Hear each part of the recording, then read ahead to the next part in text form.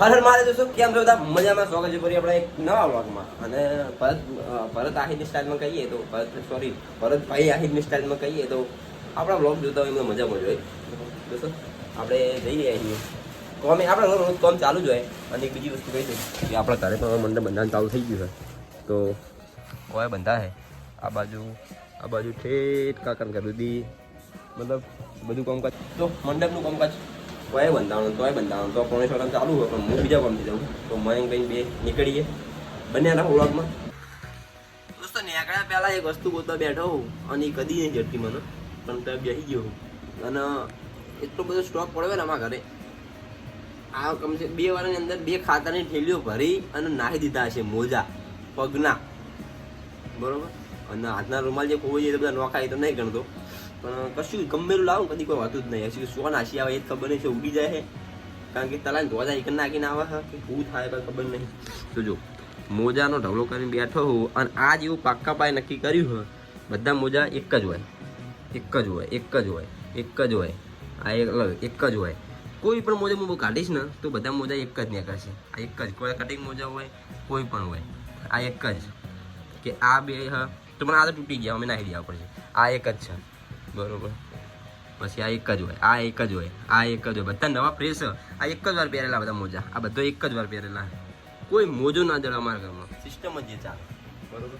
હવે આ મોજો એક જ વાર પહેરે તો આ એ નવો મૂડ ને કોઈ બહાર જવા આવે ને એટલે હું સ્ટોકમાં પેલા એમાં મોજા પેકિંગ નવા લાયેલા જ હોય. કારણ કે જ્યારે બહાર જાવ ત્યારે નવો મોજો કાઢવાનો, ખબર કે બીજી ફેર એ મોજો પહેરવા મળતો નહીં. તો આ મોજો એક જ વાર પહેરે તો મને ખબર હતી, સુટકેસ મેં કાઢ્યો હતો.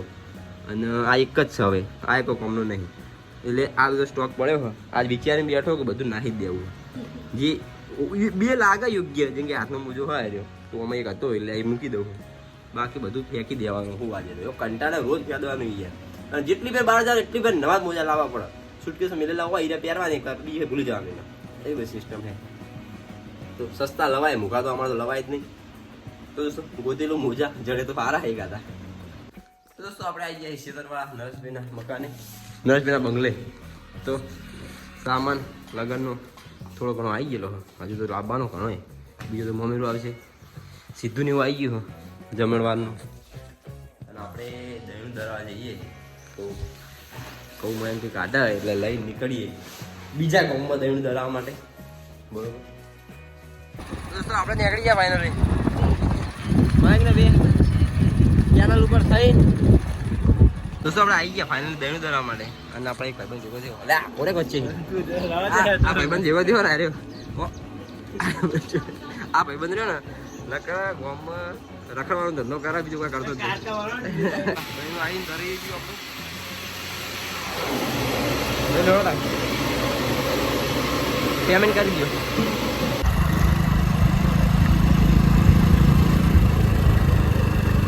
દોસ્તો હું આગળ ખેતરમાં તો ભાત લઈ પપ્પાને આવવા જવું. પપ્પા કોણ ચાલુ છે ખેતરમાં, કાળનું ચાલુ હજી ચાલુ છે. તો હેડે હું ખેતરમાં. દોસ્તો ફાઇનલી આપણે આવી ગયા આપણા ખેતરે. તો આપણે પહેવા માટે ચાર જોવો, ખાલી ચાર જોવો જે કહેવાય તો થઈ ગઈ મોટી. મારા ઘરથી મોટી, એમાં પાણી ચાલુ છે. તો આ આપણા એરંડામાં તો કોઈ જાદુ દેખાતું નહીં, બધા સુકાઈ ગયા હે. અંદર લસકો મિક્સ છે. અને ઘઉંનો પાક તો આપણે લઈ લીધો. ઘઉં આપણા ઘરે આવી ગયા, 70 મણ જેવા થયા હતા. આપણે ખાવા માટે ખાલી વાવીએ છે, બહુ થઈ ગયા, 12 મહિના ચાલી જાય આપણે. બાકી તો બીજા ખેતરમાં આવ્યો હાલ તો. અને એરંડા પડ્યા બધા નીચે, હજુ લેવાના છે. દોસ્તો આપણે ટીટી બીટી ખાઈ નીકળે થોડો સામાન ને દુકાન બાજુ જઈએ. દુકાને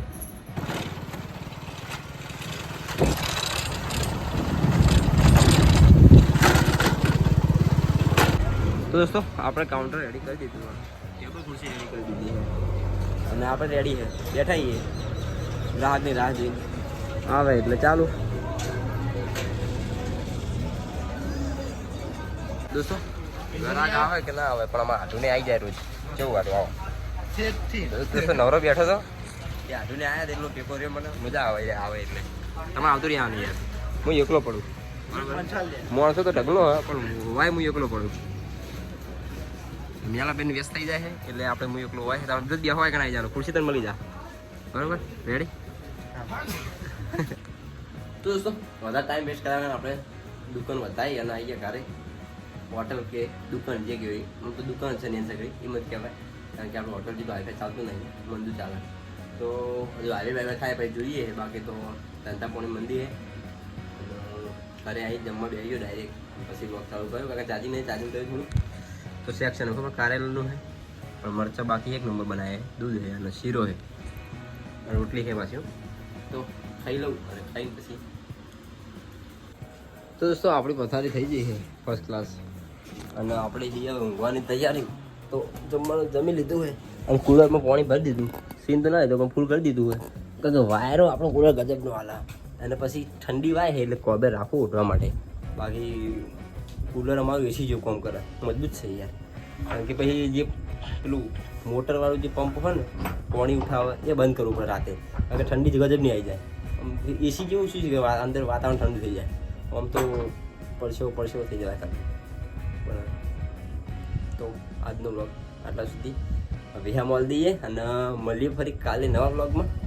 અને હાલ અમારે એક સબસ્ક્રાઈબરનો ફોન આવ્યો હતો કે તમે વ્લોગ બહુ ટૂંકા બનાવો, મોટા મોટા વ્લોગ બનાવો, તો પતી જાય છે. અને તમે ક્યાંક જવો ના આવો કે રોડ તો વચ્ચે આવતો ડાયરેક્ટ તમને પહોંચી જાઓ કુદી. તમે રોડ જુઓ કે મને જુઓ, રોડ જોવો જરૂરી બતાવશે રોડ. હાલો કાલથી. તો દોસ્તો વ્લોગ રાખી આટલા સુધી, મળીએ ફરી કાલે નવા વ્લોગમાં. ત્યાં સુધી જય હિન્દ, બાય બાય.